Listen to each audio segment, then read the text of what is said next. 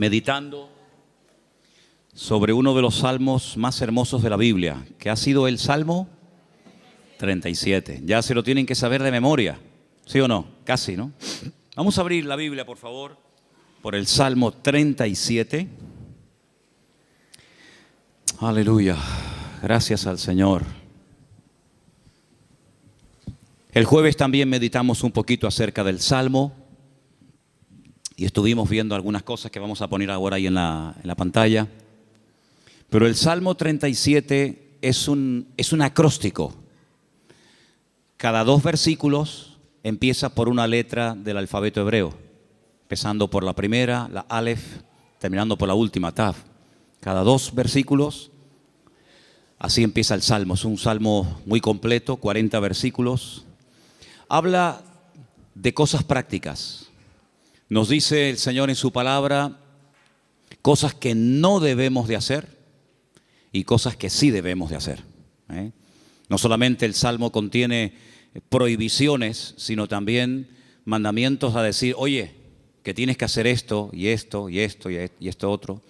El mensaje de hoy, aunque está basado en el Salmo 37, yo lo he titulado, y así después lo vais a poder encontrar en internet, los 10 mandamientos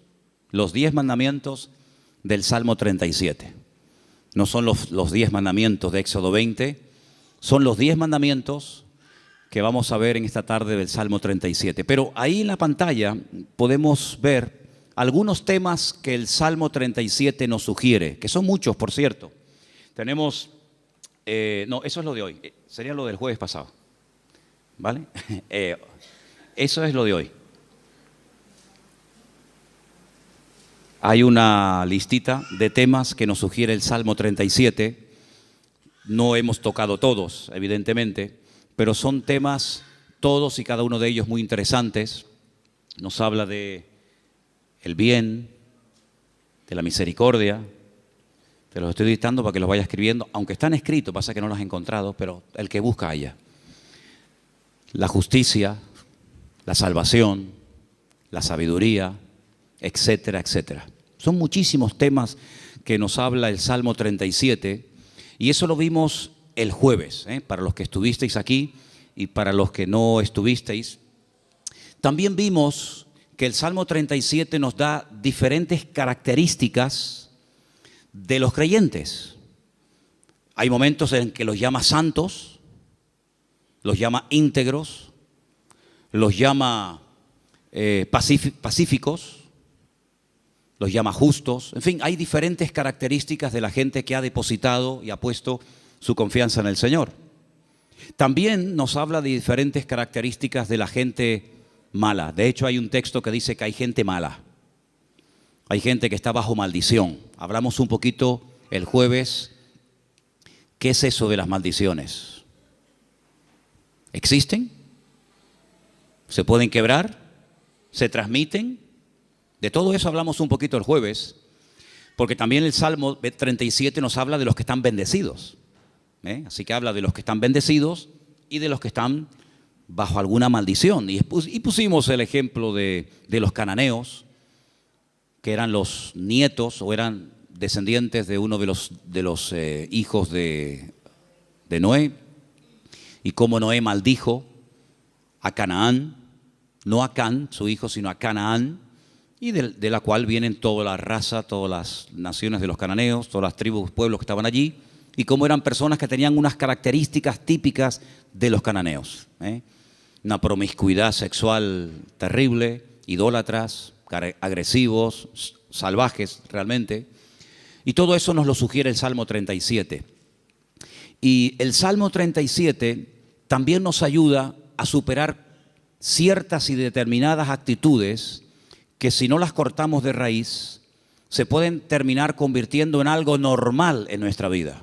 Por ejemplo, la envidia. La envidia hay que cortarla de raíz. Los celos, la desconfianza. Dice la Biblia que no tenemos que tener envidia, no tenemos que perder los nervios. Después todo eso lo vamos a ver viendo los versículos. Pero el Salmo 37 es un salmo que también nos ayuda a reaccionar ante lo que nosotros podemos considerar una injusticia. Yo pienso que si yo en esta tarde preguntara, ¿cuántos de los que están aquí han sentido que en algún momento se han sentido injustamente tratados? Pienso que a lo mejor todos levantaríamos la mano, ¿sí o no? A veces por un padre, por una madre, por un pastor, por un jefe en el puesto de trabajo. Todos hemos sido de alguna manera, en algún momento, desde nuestro punto de vista, cuidado, injustamente tratados. ¿Y cómo tengo que reaccionar ante la injusticia? Ante lo que yo esperaba recibir y resulta que he recibido, pero todo lo contrario. El Salmo 37 es el antídoto perfecto. Que por cierto no es la queja. La queja es el lenguaje de los cobardes. La queja mata la fe, debilita el alma.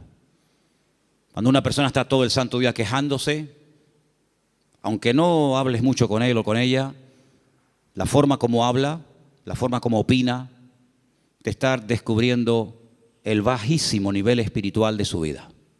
El Salmo 37 nos habla de diferentes niveles espirituales. Algunos dirán, pero hay niveles. Claro que lo hay. No todo el mundo tiene la misma fe. No todo el mundo tiene el mismo nivel de paciencia o de amor o de conocimiento de la palabra. Siempre habrá alguien que sepa más que nosotros, ¿sí o no? Cuando ustedes van, por ejemplo, a la Biblia, encuentras momentos en los que el Señor se le queda mirando a un hombre y le dice: tú eres un hombre de mucha fe, grande es tu fe.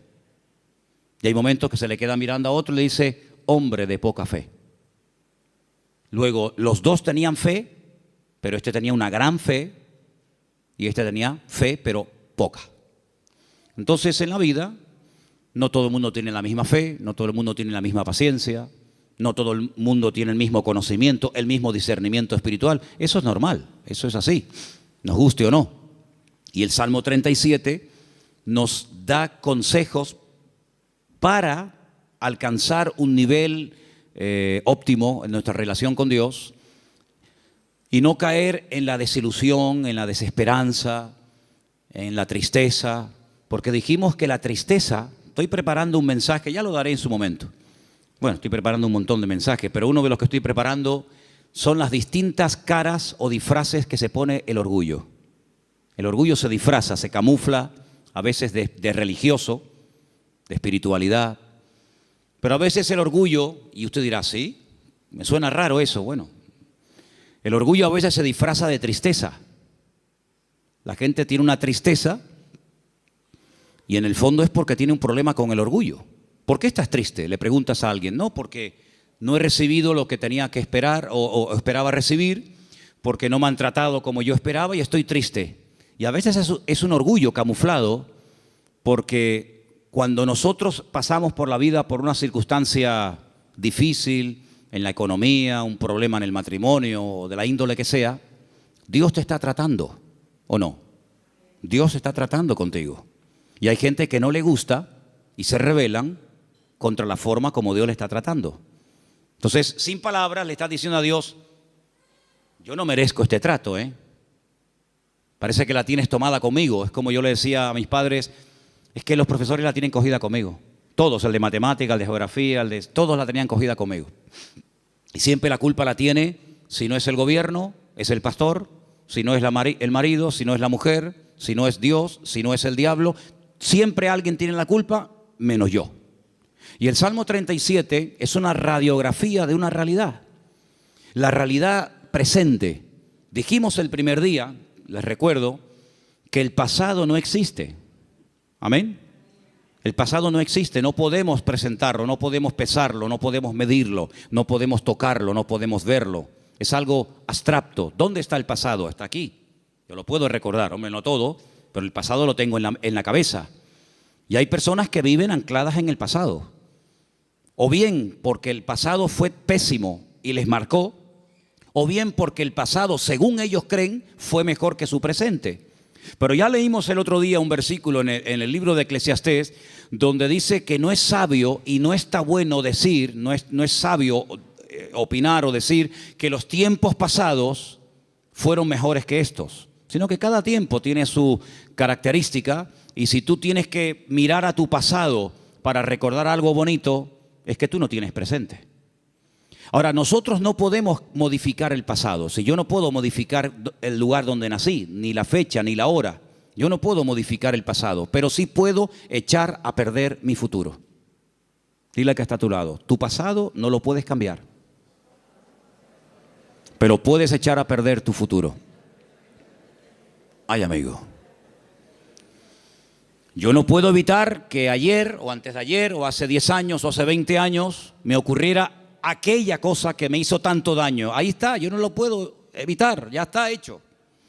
Hombre, puedo evitar que el pasado me controle, puedo evitar que el pasado me manipule y condicione mi estilo de vida en el presente, pero cuidado, porque hay ciertas actitudes que como tú las mantengas y las cultives y las desarrolles, lo que estás haciendo es sembrar, pero sembrar mal, y puedes llegar a estropear tu futuro y lógicamente también tu presente. Así que el Salmo 37 es un antídoto contra tantas cosas que yo les animo a que si pudierais incluso hasta aprenderlo de memoria, hicierais un intento por aprenderlo de memoria. A lo mejor si en casa sois 4 o 5, pues decir, bueno, vamos a aprender cada uno. Papá, aprende tú 5 versículos. Mamá, tú otros 5, yo otros 6. Hasta el perro puede, si tuvieras loro, hasta el loro podría aprender algún texto. Apréndanse el Salmo 37, es excelente. Vamos a ver hoy los 10 mandamientos del Salmo 37. Y ya te he dado tiempo de sobra, Saray, para que los encuentres. Los tenemos ahí en la pizarra, ¿verdad? Amén, qué bueno, estupendo. Vamos a leerlos todos, los 10 mandamientos del Salmo 37. Después vamos a leerlos en los versículos correspondientes. Primero, fuerte, confía en Dios.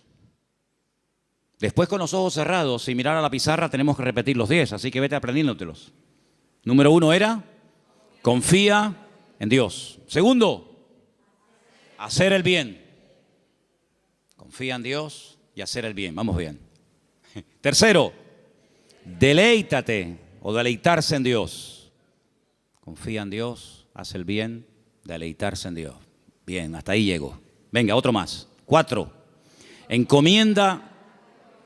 encomendarse a Dios. Bien, confía en Dios, hacer el bien, deleitarme en Dios, encomendar a Dios mi vida. Venga, el 5, guardar silencio. Pero no dice, hermano, que hablemos. Guardar silencio ante Dios. Guardar silencio. 6, esperar en Él. 7, dejar la ira. 8, dejar el enojo, desecharlo. 9, apartarme del mal. Y 10, guardar su camino.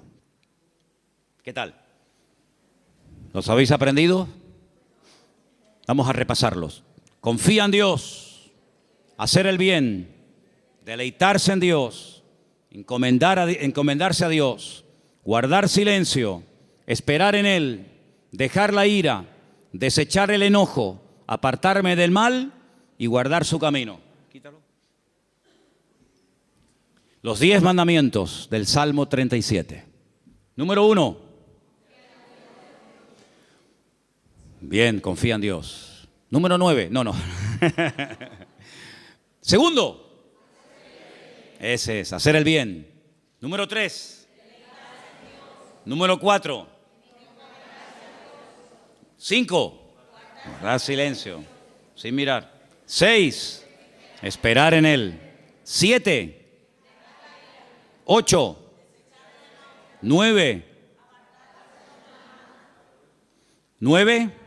Apartarse del mal. Y 10. Guardar su camino. Versículo 3 del Salmo 37 dice, confía en Dios. Primer mandamiento, confía en Dios. Fiarme de Dios. Depositar toda mi vida en sus manos, sabiendo que no hay vida más segura que cuando yo pongo mi confianza totalmente en el Señor. No digo que pongas parte de tu vida o parte de tu negocio o parte de tu tiempo en las manos del Señor y otra parte, no. 100% tu confianza en Dios. Porque algunos dicen, no, yo confío en Dios. Pero cuando se les abre la cartera y se les cae al suelo tienen la Bonoloto, los ciegos. Hay uno que también es de los discapacitados. Ese, lo conoces, ¿no? Ese. ¿Qué más hay? Rasca. No, yo confío en Dios. Ya te veo. Ay, amigo. Pero por la mañana se levantan y leen el horóscopo. Pero claro, depende si compras el día o compras el diario de avisos o compras, depende de qué periódico compres, te dirá una cosa o te dirá otra. ¿Confiamos en Dios 100% o no? ¿Se puede uno fiar de ese Dios? ¿Ha dado pruebas históricas a lo largo del tiempo que se puede uno fiar de Él? ¿Que no te va a fallar? Dice la Biblia, hay centenares de versículos, pero uno de ellos dice, aunque tu padre y tu madre te abandonen, yo nunca te abandonaré. Nunca, jamás. ¿Puede un padre y una madre abandonar a un hijo? Bueno, no será la primera ni la última, lamentablemente. Ha ocurrido. Pero Dios jamás te abandonará. Nunca.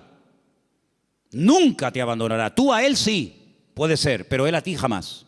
Dice que nos agarra, nos toma de la mano derecha y nos dice, no temas, yo estoy contigo, yo te ayudo. Por lo tanto, Él ha dado millones de demostraciones a lo largo del tiempo, no solamente a otros pueblos y a otras naciones y a otras iglesias y a otros hermanos, sino a nosotros mismos, de que podemos confiar 100% en nuestro Dios. Y cuando mi vida está 100% en sus manos, el temor no tiene cabida. La inseguridad, la queja, la desconfianza. Porque yo me fío de que al haber depositado mi vida en sus manos, Él me va a pastorear, Él me va a guiar y Él me va a ayudar en todo momento, lugar y circunstancia. Y si Él permite que yo pase por una situación, digamos, difícil, por una situación que me hace sufrir o llorar, por algo será, aunque no lo entienda. Pero yo he dicho muchas veces que el Señor no nos ha llamado a entenderlo siempre todo, pero a obedecer y a fiarnos de Dios siempre. ¿Cuántos dicen amén? Por lo tanto, el primer mandamiento es lo que va a marcar la diferencia entre una vida y otra. Una confianza total en Dios. Sé que mi Dios me va a cuidar, me va a proteger. Y hay un salmo que dice, y aún más allá de la muerte, el Señor me guiará. Porque mi vida ha sido comprada con su sangre. Y para Él soy su hijo. Y el Señor nunca, jamás abandonará a sus hijos. Pero en el mismo versículo 3, donde hemos leído, confía en el Señor, dice, haz el bien. Es decir, como dijimos el otro día, no estés de brazos cruzados, mantén una vida activa en el Señor. No, yo confío en Dios. Sí, pero tú ni oras, ni te congregas, ni lees la Biblia, ni estudias la palabra, ni te involucras. Sí, confías en Dios, pero es una vida light, es una vida sin compromiso. Es una vida donde, venga, hoy quiero orar, pues oro 3 horas. Mañana no quiero orar, pues no oro. No. Es una vida de constancia, de perseverancia, una vida de disciplina. La vida de un cristiano tiene que ser una vida disciplinada, no una vida caracterizada por el desorden, guiado por emociones, por sentimientos, que son al fin y al cabo pasajeros y traicioneros, sino de tener determinación. Yo quiero agradar al Señor y yo me voy a esforzar en hacer lo que la Biblia me pide y me dice el Señor que debo hacer. Porque no solamente, lo dije el otro día, espero que lo recordéis, que la vida cristiana, la vida de un cristiano, digamos, normal, no solamente consiste en dejar, no me faltaría más, dejar de hacer ciertas cosas, sino hacer otras. Y la vida de muchos creyentes es que no hacen nada malo, aparentemente, pero tampoco hacen nada bueno.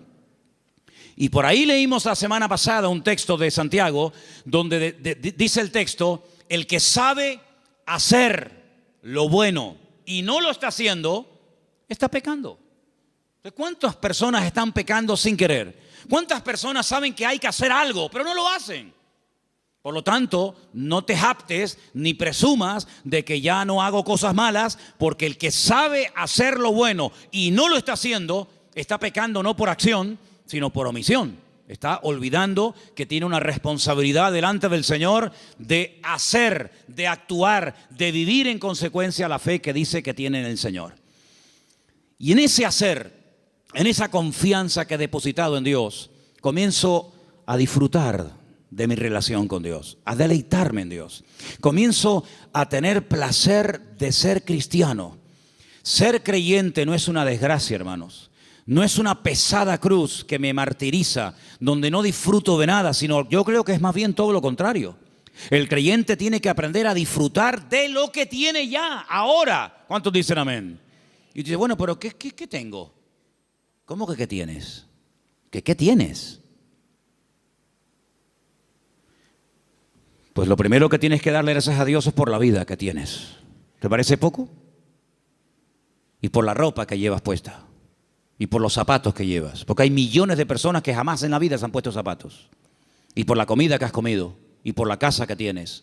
Y por el coche que tienes. Y si no tienes coche, por lo menos pudiste venir en la guagua. Fíjate que es bueno Dios que el hombre ha inventado un sistema para transportar a la gente de un lugar a otro. Y mira tú por dónde tú puedes disfrutar de él. Gloria a Dios. Tienes una iglesia donde poder congregarte. Si tienes hijos, si vienen a la iglesia, ahora mismo están siendo atendidos por hermanas que se están perdiendo el culto para que tú estés aquí oyendo la palabra y los niños están siendo atendidos. Gloria a Dios por ello. Gracias al Señor por el lugar donde vivimos. No tenemos que vivir con miedo, con una inseguridad. Algunos que han venido de otras naciones, ¿qué les voy yo a decir a ustedes? Donde me dicen, no, que va allí, donde yo a las 5 de la tarde todo el mundo como los topos bajo tierra.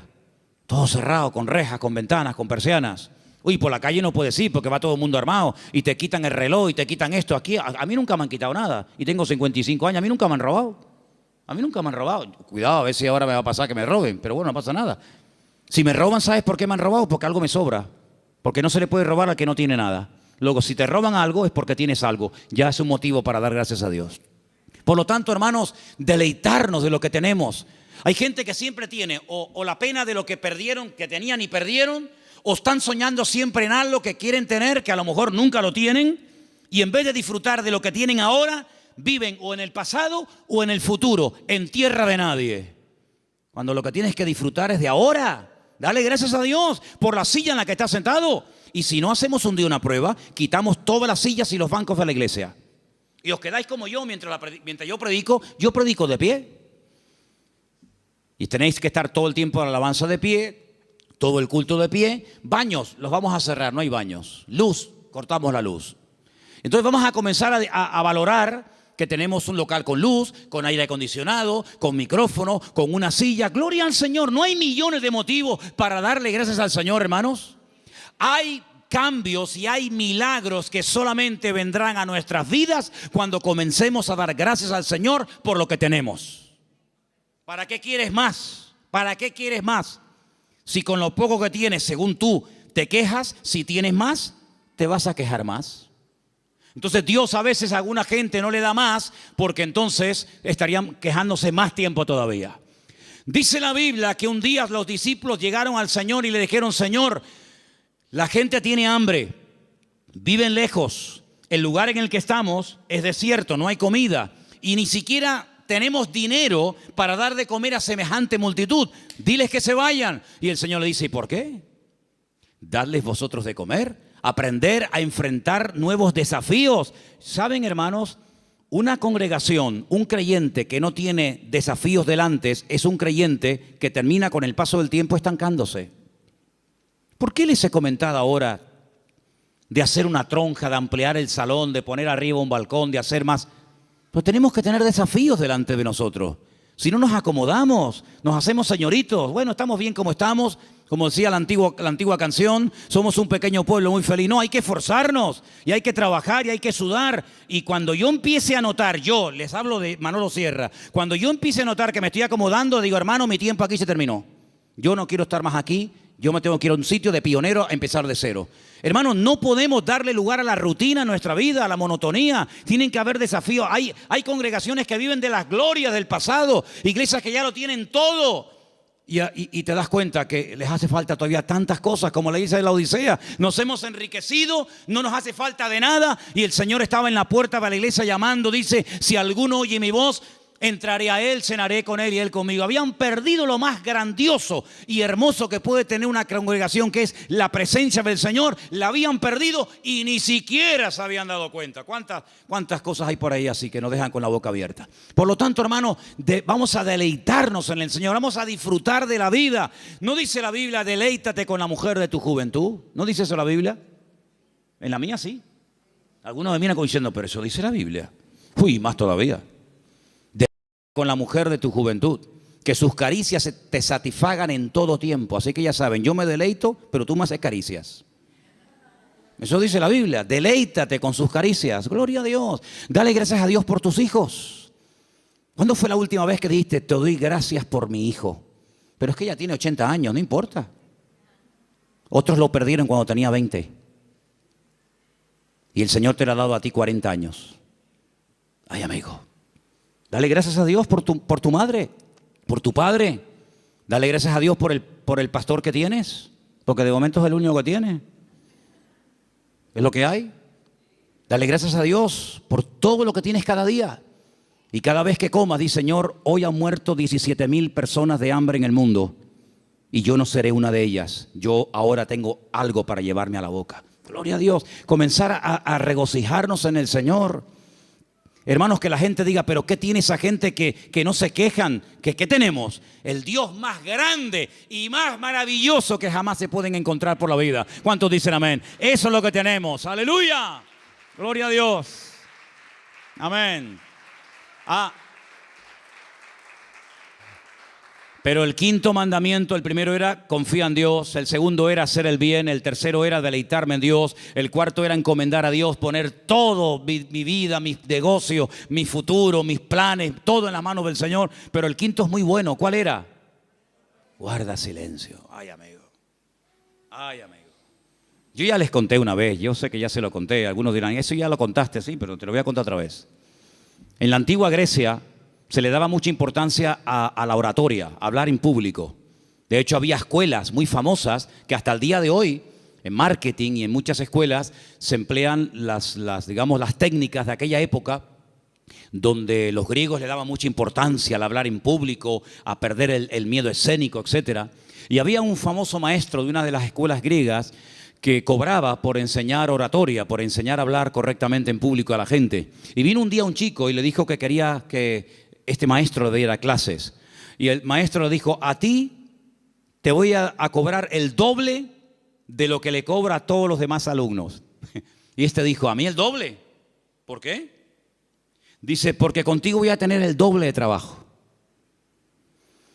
Contigo voy a perder mucho tiempo primeramente a enseñarte a que te calles.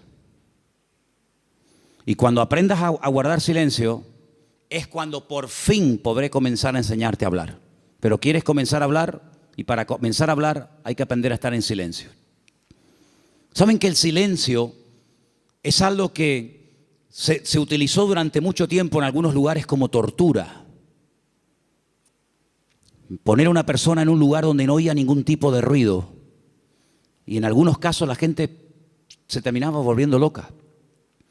Pero muchas de las grandes cosas que Dios ha revelado a lo largo de la historia, grandes hombres de Dios, lo ha hecho en la calma, en el silencio.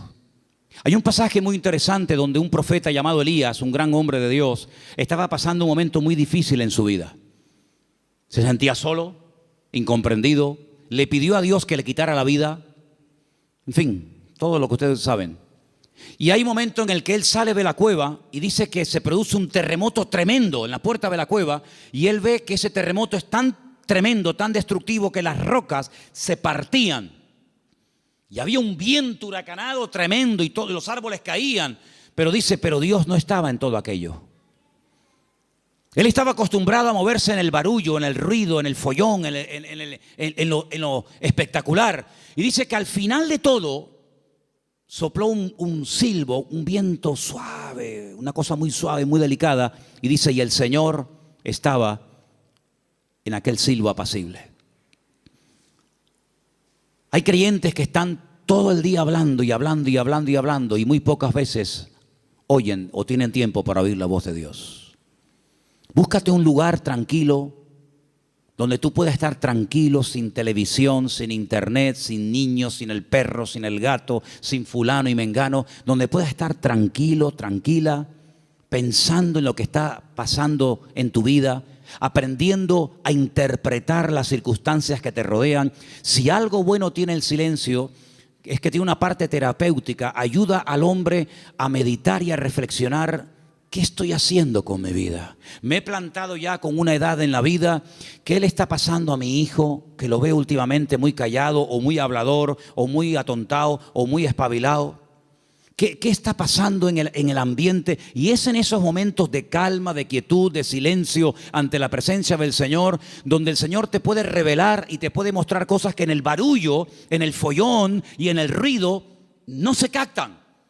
Por eso este mandamiento de guardar silencio significa aprendamos a meditar tranquilamente en la presencia del Señor.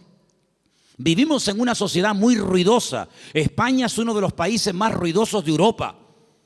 Sales por las calles y desde que te levantas por la mañana, prácticamente hasta que te acuestas hay ruido constantemente. Y por la noche ni te cuento. En la quietud de la noche es cuando vienen a recoger los camiones la basura. ¿Sí o no? No pasa por tu barrio, estás tranquilo en tu casa y de repente ¡bim, bam, pim, pum, pam, pam! Y dices, Dios, ¿pero qué pasó? Sale el camión de la basura. Al rato viene el camión que está regando. Al otro rato viene el camión que se lleva el vidrio. Y es un follón tremendo, ¿sí o no? Bueno, hermanos, aprendamos a estar tranquilos en la presencia del Señor. Aprendamos a decir, Señor, ¿hay algo que me quieres decir? ¿Hay algo que me quieres compartir? Ese guardar silencio significa aprender a reflexionar en Dios. Oye, mira, ahora no me molesten.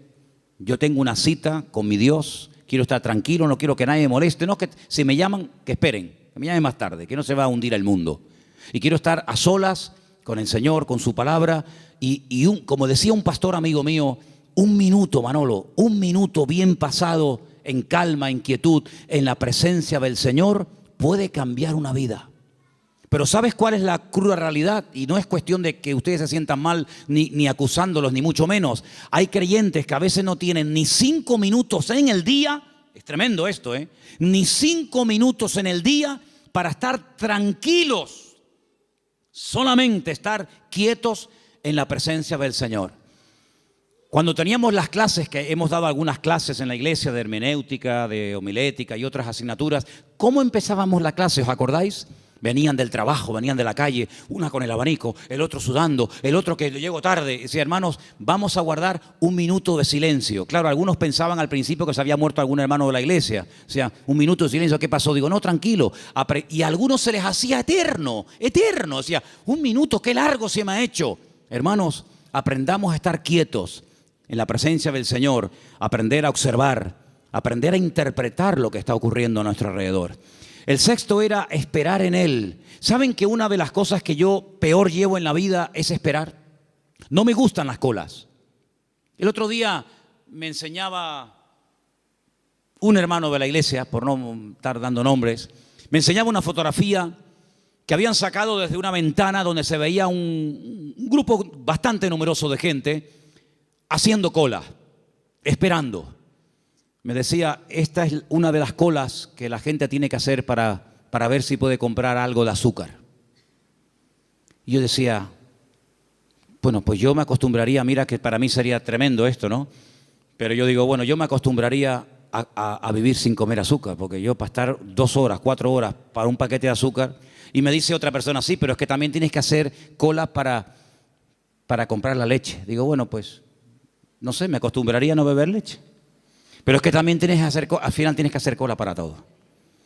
Pero qué rabia da a veces cuando tienes prisa y el que va delante tuyo es el más lento de Europa. Le acaban de dar el carnet de conducir. Pone el intermitente de la izquierda y después va a la derecha. O pone los 4 que son de emergencia, porque como te ve muy pegado, te está diciendo, no te pegues mucho que me das miedo, y te ponen los 4 intermitentes. Y tú dices, pero muévete, que tengo prisa. Me acuerdo una vez en Benito Pérez Armas, el semáforo estaba en verde, hermano, de verdad les prometo que el semáforo estaba en verde. Era bajando la antigua cárcel a mano izquierda, que ya entras para el Parque La Granja, ¿sabéis dónde les digo, no? Y el semáforo estaba en verde, y había un coche parado. Y yo le decía, Al principio fue una pita suave. Pip. No sé. Después, más prolongada. Al final, saqué la cabeza por la ventana. Digo, pero muévete de una vez, hombre, que está verde. Atontado, que estás atontado. Y sacó la cabeza una señora y me dice, hola, pastor, ¿cómo está, hermano? Y le dije, hola, hermana, hola, dele, hermanita, dele, vamos, vamos. Ah, qué vergüenza, ¿no? Si hubiera sido oveja en vez de pastor, me hubiera cambiado de iglesia, para que no me diera. Bueno, son cosas que pasan, ¿no? Soy humano como cualquiera de ustedes. Así que, hermanos, aprender a esperar en la vida se hace a veces complicado, ¿verdad? Pero es importante y fundamental aprender a esperar en Dios, no tener prisas. Porque, ¿saben? He descubierto que Dios no tiene prisas. ¿Cuántos dicen amén? ¿Saben que hay un pasaje donde una persona, no quiero decir la palabra se enfada, pero casi se enfadó con el Señor? Porque nunca le había pedido nada, nunca. Sabían que el Señor siempre estaba muy ocupado. Sabían que el Señor siempre estaba viajando, hablando por aquí, predicando. Y nunca le habían pedido nada. Solamente un día le pidieron un favor. Y el favor era muy concreto, muy directo. Señor, el que amas está enfermo. Como diciendo, Señor, ven pronto. Y dice la Biblia, saben lo que estoy hablando, ¿verdad? De Lázaro. Era amigo de Jesús. Vivía en Betania, donde estaba con sus dos hermanas, Marta y María. Dice la Biblia que cuando le llega la noticia al Señor, no dice, como seguramente esperaban la familia, venga, vamos que hay que ir a orar por Lázaro. O podía incluso haber hecho lo que hizo con el siervo del centurión, ¿os acordáis? Cuando le dijo el centurión, Señor, no hace falta que vengas a mi casa, di la palabra y mi criado sanará. Podía haber dicho, Padre, desde aquí pido que sanes ahora a mi amigo Lázaro. Y Lázaro hubiera sido sanado. Pero ni siquiera hizo eso. Sino dice que llegó 4 días después del aviso. Y claro, cuando llegó, evidentemente, la enfermedad era grave, porque dice la Biblia que Lázaro ya estaba muerto y enterrado. Si ellas sabían que no iban a molestar al Señor por una tontería.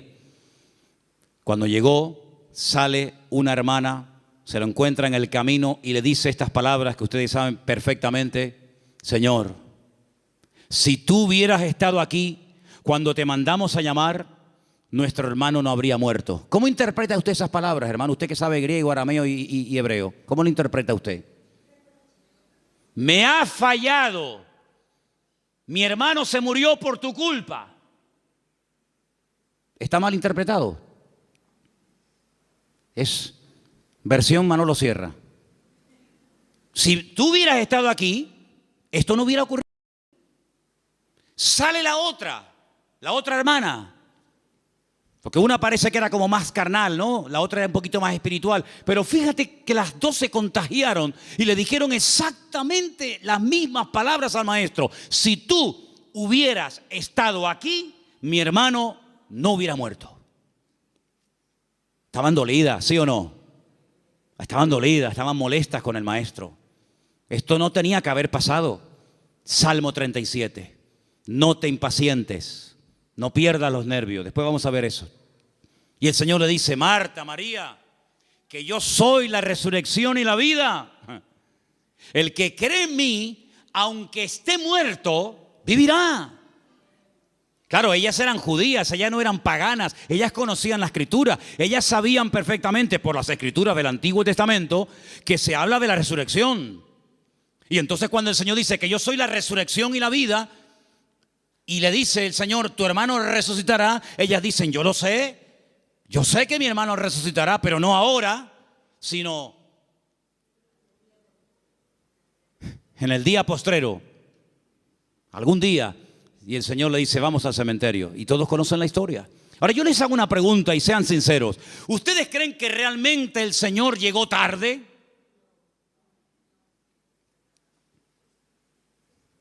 El Señor nunca llega tarde a ninguna casa, a ninguna familia. El Señor siempre llega cuando tiene que llegar. Siempre. Es que si esto hubiera ocurrido media hora antes, sí, pero ocurrió así. El Señor lo quiso así.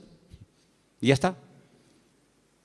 El Señor llegó cuando, humanamente hablando, según ustedes, ya no hay nada que hacer. Y hay situaciones, escucha bien esto, hermano, porque cuanto antes lo aprendan, algunos, unos más que otros, mejor. Hay situaciones que Dios permite, escucha bien, que Dios permite que lleguen hasta el final. Cuando ya humanamente hablando no hay ninguna posibilidad de cambio. Y el Señor lo permite. Hay otras que no. Hay otras que dicen, no, vamos a hacer esto ahora. Pero hay otras que dicen, tranquilo. Lo va a hacer, pero no ahora. No cuando tú quieras, sino cuando yo quiera y como yo quiera. Y cuando llega al cementerio, hace uno de los milagros más espectaculares que el Señor hizo a lo largo de su ministerio. Levantar a un muerto que hacía 4 días que estaba enterrado. Eso no lo había hecho nunca. Había resucitado personas que estaban aún calientes. ¿Se acuerdan? La hija de Jairo. Cuando llegó, dice, acaba de morir. Luego, si la tocabas, la niña estaba caliente, acababa de morir, pero estaba muerta. Pero el Señor la resucitó.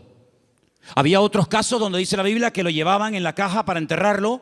Y bueno, los judíos entierran a la gente el mismo día que muere. Por lo tanto, no hacía ni 24 horas que había muerto. Pero nunca el Señor había llegado tan lejos. Nunca el Señor había hecho un milagro de una resurrección después de 4 días. Si ustedes van a Israel, si ustedes han ido a Jerusalén alguna vez conmigo, ustedes van a ver que en todos los cementerios judíos hay una abertura, como una ventana, que es por donde se cree que al tercer día se va el alma. Y ya es como demasiado tarde, ya no hay escapatoria. A los 3 días, a las 72 horas, se va el alma y ya se fue. ¿Cuándo llegó el Señor? Al 4.º día. Cuando ya no había ninguna posibilidad, según la tradición, según la medicina, de levantar a un muerto, es cuando llegó el Señor. No podía el Señor haber llegado el primer día, antes de que muriera así, pero hubiera sido una sanidad más, de tantas. Pero el Señor quería hacer algo especial, porque amaba tanto a Lázaro, que si hubiera llegado a la media hora o a los 10 minutos de haber recibido el llamado, hubiera sido una sanidad. Y Lázaro podía haber dicho, el Señor me sanó cuando yo estuve enfermo. Pero yo te amo tanto, Lázaro, que no te voy a sanar. Te voy a resucitar. Y eres la única persona en toda la historia de la humanidad que yo resucité al 4.º día. Entonces no te das cuenta, hermano y hermana, que a veces hay situaciones como que tú dices, pero ¿dónde va a terminar todo esto? ¿Pero hasta cuándo va a llegar esto? Es por el amor tan grande que Dios te tiene, para que no sea una cosita más que puede pasar desapercibida, o que incluso algún incrédulo diga, bueno, sería casualidad. No, va a llegar al límite, al extremo, cuando ya no hay ninguna posibilidad de cambio, de mejoría o de perfeccionamiento, cuando el Señor va a llegar y va a decir, ahora, para que la gente diga, esto era para la gloria del Señor. ¿Cuántos dicen amén? ¡Aleluya! Así que tranquilo, no te precipites. Amén. Hay 4 prohibiciones, antes de seguir con la lista de los mandamientos. Hay 4 prohibiciones, las voy a leer rápidamente. 4 cosas que el Salmo dice que no tenemos que hacer. Yo las voy a leer y tú te vas a preguntar a ti mismo si la estás haciendo. La primera está en el versículo 1. Salmo 37:1. No te impacientes a causa de los malignos. No te impacientes. No pierdas la paz. Tranquilo, relájate. Dile a que está a tu lado, relájate. Tranquilo. No te impacientes. No pierdas la paciencia. Número 2, en el mismo texto. Ni tengas envidia de los que hacen iniquidad. Así que ni impacientarme, ni tener envidia. Jamás. Ni una cosa ni otra. Versículo 7. No alterarme. Guarda silencio ante el Señor, espera en Él. No te alteres con motivo del que prospera en su camino por el hombre que hace maldades. No te alteres. Tranquilo, relájate. Cuenta hasta 10. Versículo 8. Deja la ira desecha el enojo, no te excites en manera alguna a hacer lo malo. Estas son las 4 prohibiciones, las 4 cosas que el Salmo 37 prohíbe hacer a un creyente. No perder la paciencia, no tener envidia, no alterarme y no hacer lo indebido, es decir, lo malo. ¿Qué te parece? Y en esta actitud, en esta riqueza del Salmo 37 me dice, deja la ira y desecha el enojo. Es decir, si te enfadas, vas a comenzar a hacer y a decir tonterías. Cuando una persona está enfadada, ¿tú le has oído las tonterías que dice? Incluso hasta orando dice tonterías. Ya no aguanto más. Y el Señor dice, cállate, machango. Sabrás tú si aguantas o no aguantas. Si yo te mando esto es porque tú aguantas. Pero ya Él lo dijo. Nadie me ama. Las tonterías que uno dice cuando está enfadado, es como cuando uno está desanimado. Las peores tonterías, las peores barbaridades, los peores insultos, las peores humillaciones se dicen cuando uno está enfadado o desanimado. Y por eso la Biblia dice, no permitas que tu carácter te controle, porque cuando nuestro carácter nos controla, siempre la embarramos. ¿No dicen así los argentinos? O los uruguayos, la embarramos. Metemos la pata. Entonces, pues oye, Señor, ayúdame a tener control, dominio propio, dice la palabra. Dominio propio. Teníamos hace años en una montaña que hay en Llano del Moro, en una torre muy alta, teníamos unas antenas que colocamos allí cuando pusimos la primera emisora de radio cristiana de las Islas Canarias. Y había un hombre que todas las mañanas subía a ese monte y pegaba un grito, pero un grito que se oía en todo el valle, se montaba en el coche y yo creo que se iba a trabajar. Y yo digo, oye, uno dirá que está loco, pero yo creo que este hombre es sabio, porque el hombre se iba al monte, pegaba un alarido estilo Tarzán, yo creo que tenía algo de espíritu de Tarzán. Gritaba, se montaba en el coche y se iba. Oye, a lo mejor tenemos que irnos a la montaña de los Campitos, procura que no haya nadie, porque claro, si subes por la noche y pegas un alarido estilo hombre lobo allí, van a decir que hay un loco aquí, un endemoniado. Pero hermano, ¿sabes qué?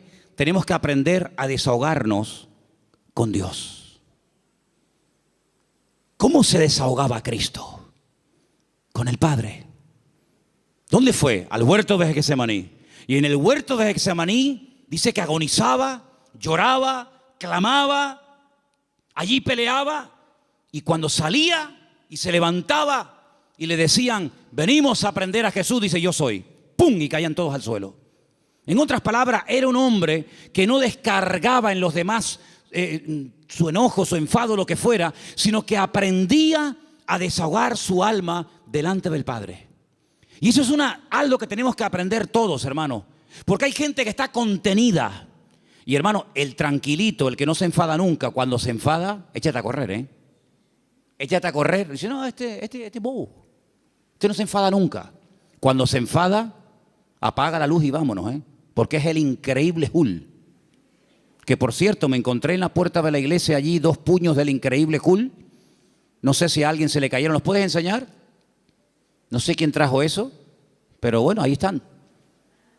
Yo dije el otro día, y según el Salmo 37 y otros, hay 2 vías de escape, 2 válvulas de escape que Dios ha puesto en el ser humano que tiene que usarlas. Una es el llanto y otra es la risa. Claro, como te enseñaron que los hombres no lloran, pues está trancado. Y como tampoco no es la alegría de la huerta, dicho sea de paso, pues tampoco se ríe. Entonces ni llora ni ríe. Y un día va a explotar más de uno. Pero aprende a reírte en el Señor. Aprende a llorar en la presencia del Señor. No dice la Biblia, bienaventurados los que no se ríen, bienaventurados los que no lloran. ¿Lo habéis leído alguna vez? Yo tampoco. Bienaventurados los que lloran, dice la Biblia. Pues llora, mija, llora. Llora delante del Señor. Llora, hermano y hermana, delante del Señor. Señor, lloro de esto, lloro por aquello, lloro por tal, lloro por cual. Y te aseguro que tu alma se va a descargar, se va a desahogar. Y cuando salga, vas a salir con las fuerzas renovadas, vas a salir levantado por el Señor, vas a salir bendecido. Pero no vivas una vida hermética, trancada, porque ni Cristo vivió así. Él, dice la Biblia, que se quebrantó y lloró y sudó grandes gotas de sangre y se desahogó delante del Padre. Ahora, ¿qué hace la gente? Se desahoga con una botella de vino en la mano, se desahoga metiéndose un pico de heroína, se desahoga haciendo no sé qué y no sé cuánto, echándole la bronca a la mujer, al hijo, pegándole una paliza al otro. No, esas no son las formas, esos son los métodos mundanos. La forma de Dios es que aprendas a ir a la presencia del Señor y abrir tu corazón y decirle: Señor, no aguanto más. Y en la Biblia encontramos grandísimos hombres de Dios que lloraron a gritos, dice la Biblia. Sí, a gritos lloraron. ¿Quién? José. Lo dije el otro día cuando compartía de este mismo salmo. Dice que ya no aguantaba más. Léalo, textualmente lo estoy citando. Ya no podía contenerse más. Ya llegó al límite. Oye, me venden mis hermanos. Les pido por favor que se apiaden de mí, que me saquen de este pozo que tenía que haber escorpiones y serpientes. No me hacen ni caso. Me quitan las prendas, me llevan desnudo a Egipto. ¿Yo qué pinto en Egipto? Un país de idolatría, un país de una promiscuidad terrible, de idolatría por todos lados. De repente llega allí, no sabe hablar el idioma, desnudo, lo compran como esclavo. De ser el niño bonito y amado del padre, pasa a ser un esclavo, un sirviente, sin derechos, tratado al trancazo, por querer vivir una vida recta y honesta y santa delante del Señor. Lo acusan de algo que él nunca había hecho. ¡Pum! A la cárcel, sin comérselo ni bebérselo, ahora en la cárcel. Allí con delincuentes, con asesinos, con violadores, con lo peor. Y ahora, ¿y cuándo voy a salir yo de aquí? Yo qué sé, no tengo abogado, yo ni siquiera sé expresarme en el idioma de este país. Cuando sale de allí, Dios lo levanta, lo bendice, lo prospera. Y cuando ve venir a sus hermanos, no permitió que la ira, que el enojo, que la rabia dijera: ahora que tengo poder. Porque cuántas veces yo he dicho de este mismo púlpito: si quieres conocer a un hombre de verdad, si quieres conocer a un pastor de verdad, si quieres conocer a una persona de verdad, dale poder y dale dinero. Claro, el coleta, el otro que, en fin, y el otro, es muy fácil criticar lo que hacen los demás, que yo no defiendo a nadie, ahí me da igual, para mí son todos iguales. Pero hermano, cuando alguien suba ahí arriba, da igual si es un cargo poderoso en la política, en el deporte o donde sea, dale dinero, que mueva millones. Dale poder. Y espera a ver si no se corrompe. Porque es muy difícil llegar a esos niveles, moviendo centenares y miles de millones. Que tenga la cabeza bien amueblada. Ay, amigo. José ahora tiene poder. Es el hombre más poderoso de la tierra después de Faraón. No se mueve ni una hoja sin su permiso. Faraón dice: no, a mí no vengan, vayan a él. Él es el que organiza el país, él es el ministro de Hacienda, él es el ministro de Economía, él es el que administra. A mí no me den la paliza, vayan a él. Delegó todo en José. Ahora tiene poder, ahora tiene autoridad, ahora tiene dinero, ahora tiene sirviente. Ahora hasta Potifar, aquel que lo compró, ahora tiene que venir y postrarse delante de él. La mujer de Potifar: ven para acá. Ahora él podía haber dicho: ahora os vais a enterar lo que vale un peine, amigo. Ahora vienen los hermanos. Y él podía haber dicho: lo van a pasar canutas, como me le hicisteis pagar a mí. Dice que llegó un momento, viendo a sus hermanos, que ya no podía aguantar más. Y empezó a llorar a gritos. Cuando los hermanos ven a aquel llorando, le dice: yo soy vuestro hermano José, ¿sabes? No tengáis miedo. No me mandasteis vosotros a Egipto. Fue Dios el que me mandó aquí. Pasa que a mí me tocó el primero, pero al final todos van a tener que venir aquí. Así que vayan a casa de mi padre, díganle que vengan, cuéntenle la verdad, que le han tenido engañado al viejo 20 años, diciéndole que me había matado una bestia. Tráiganlo y vamos a comenzar a disfrutar de la vida. Guardó su corazón, no permitió que la ira, la rabia, ¿verdad?, el poder le transformara, sino que él supo canalizar todo aquello para bendecir a otras personas. ¿Te das cuenta? Entonces, queridos hermanos, dice la Biblia: sobre toda cosa guardada, guarda tu corazón. Porque la escasez, el depender día a día del Señor no ha echado a perder a nadie. Yo nunca he visto a nadie que por depender del Señor para todos se echara a perder. No, de verdad, créame, no he conocido a nadie, pero sí he conocido a muchos que cuando tuvieron algo, muchacho, otra persona completamente. Es como yo a veces le digo a los jóvenes, oye, cuando no tenías novia, y no me dirijo a nadie, pero el que tenga, porque tenga, ¿no? O cuando no tenías novio, oye, eras encantadora, saludabas a todo el mundo, venías temprano al culto, te ibas la última. Ahora que tienes novio, eres más antipático que un pepino. No, amén, no digan amén. No. ¿Quién dijo amén? No digan amén, que se van a... No. Entonces, que las circunstancias de la vida no te cambien. Sigue siendo igual, mijo. Sigue siendo igual. Tengo dinero, gloria a Dios. No tengo, gloria a Dios. Oye, que vengo en la guagua, amén. Que vengo en coche, amén. Que vengo en limusina, amén. Ten cuidado que como te la vea yo, te la vendo y compramos la tronja para la iglesia. ¿Me entiendes? Entonces, hermano, mantengamos el equilibrio en el Señor. Mantengamos el equilibrio. Vamos a deleitarnos de lo que tenemos, pero vamos a apartarnos. Versículo 27, apártate del mal. Este versículo es buenísimo. Ya termino con este y con uno más. Apártate del mal, apártate del mal. Dios no tiene que apartarse del mal, somos nosotros los que tenemos que apartarnos del mal. Es decir, ser selectivo. ¿Me conviene a mí esta amistad con esta persona? ¿De qué habla esta persona? Pues mira, está todo el día hablando de esto. No me conviene. No digo que sea mala persona, pero no me conviene. Su mundo no es mi mundo.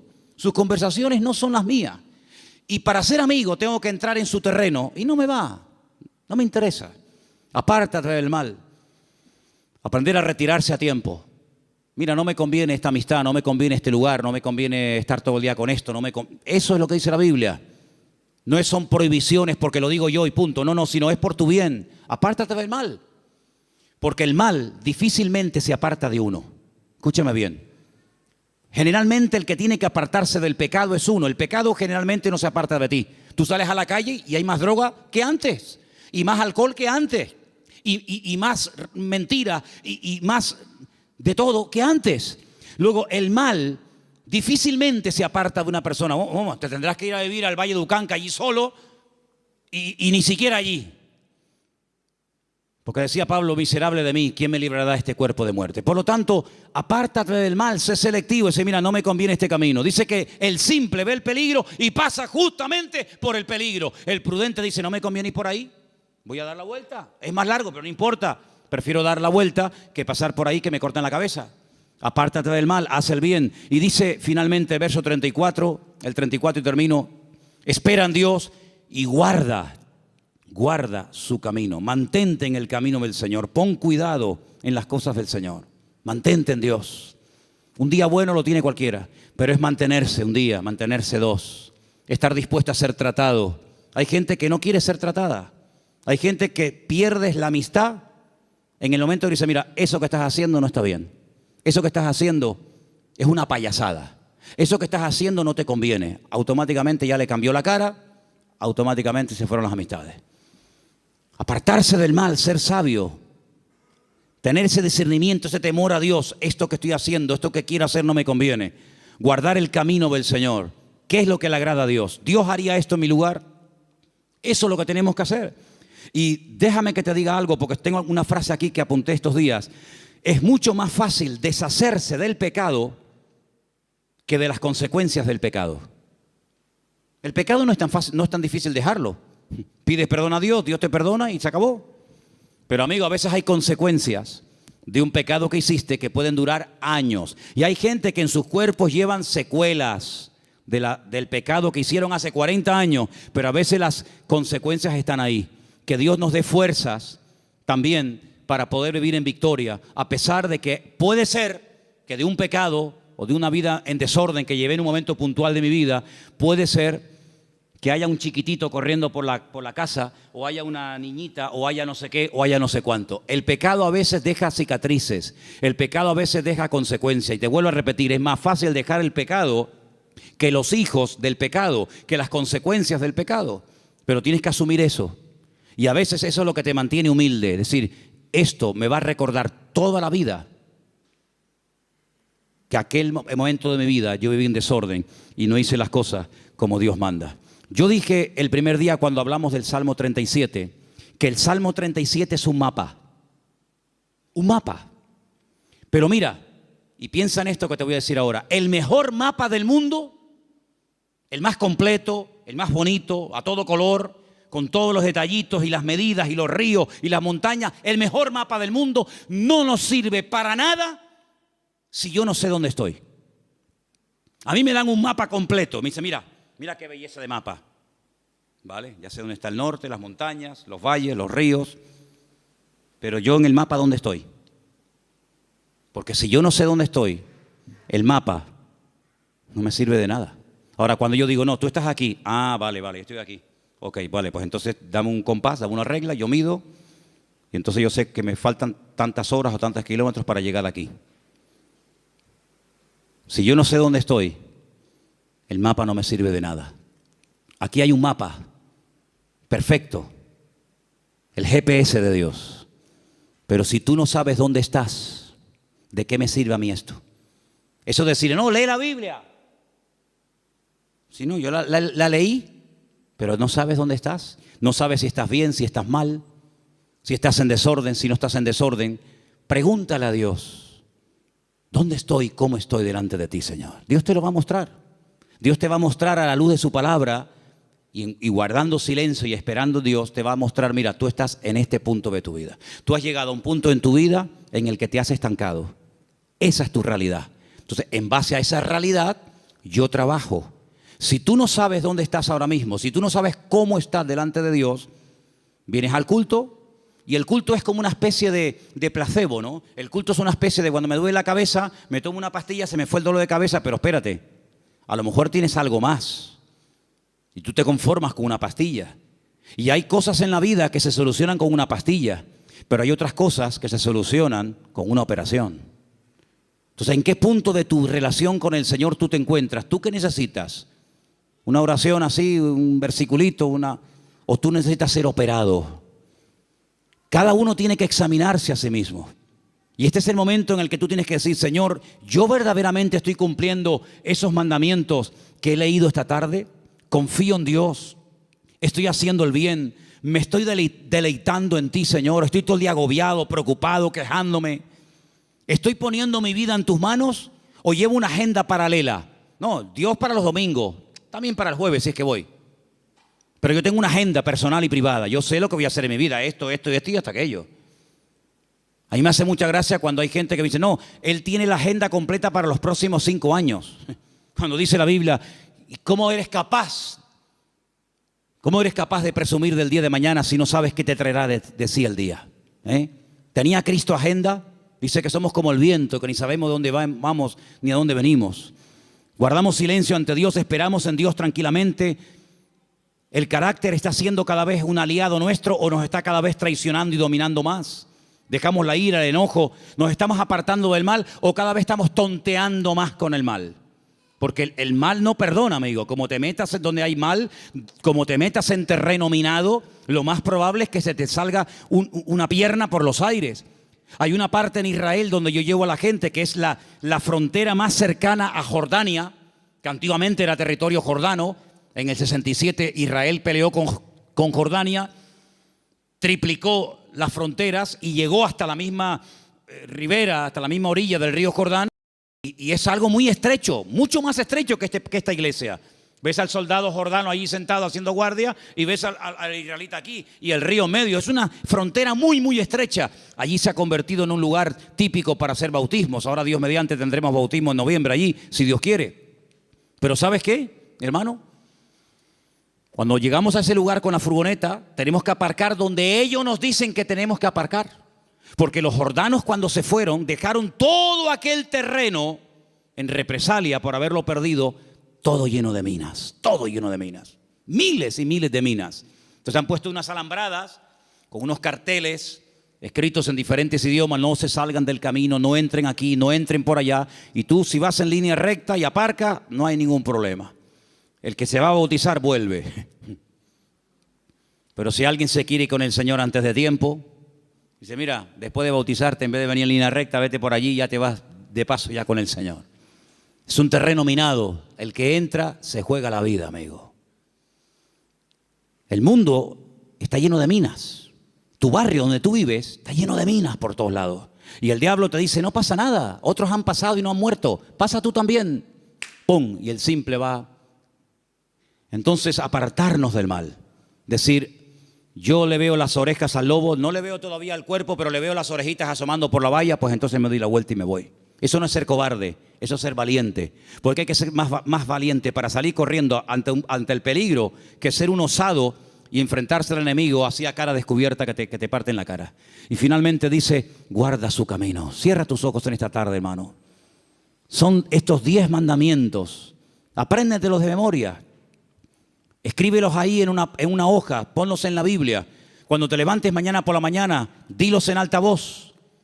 A lo largo del día, ponlos ahí en el tablero del coche o en el espejo de tu habitación o te estés afeitando, lavando. Ponlos en la mesilla de noche cuando te acuestes. Confía en Dios, hacer el bien, deleitarme en Dios, encomendar a Dios el camino, guardar silencio ante Él, esperar en Dios, dejar la ira, desechar el enojo, apartarme del mal, guardar su camino. Mañana otra vez, pasado otra vez. Y estas verdades van penetrando en tu vida. Y en cuestión de varias semanas, de varios meses, de poco tiempo, tú vas a notar que hay algo en tu vida que comienza a cambiar. Comienza a cambiar. Ahí tienes 10 consejos prácticos, 10 mandamientos de la palabra para vivir una vida victoriosa en Dios. Señor, en esta tarde te damos gracias por este precioso salmo. Salmo escrito por nuestro hermano y querido David HaMelech, el rey David. Gracias, Señor, porque tu palabra nos habla miles de años después de haber sido escrita, como si se hubiera escrito la noche misma. Señor, queremos pedirte que nos dé fuerzas para que podamos poner en práctica estos mandamientos, estos sabios consejos que el dulce cantor de Israel, el hombre más cerca del corazón de Dios, nos dejó en la palabra para que los escudriñemos y los pongamos en práctica. ¿Cómo sabía él que hay que apartarse del mal cuando hay tiempo de hacerlo? ¿Cómo sabía él deleitarse en Dios? ¿Cómo sabía David confiar en ti, Señor? ¿Cómo sabía David encomendar, poner la vida en tus manos antes que en el hombre? ¿Cómo habla la voz de la experiencia, Señor? Y queremos en esta tarde pedirte que nos ayudes a poner en práctica esta palabra que hemos aprendido hoy, Señor. Danos fuerza para poder hacerlo. Te lo pedimos en el nombre bendito y poderoso de Jesús. Amén y amén.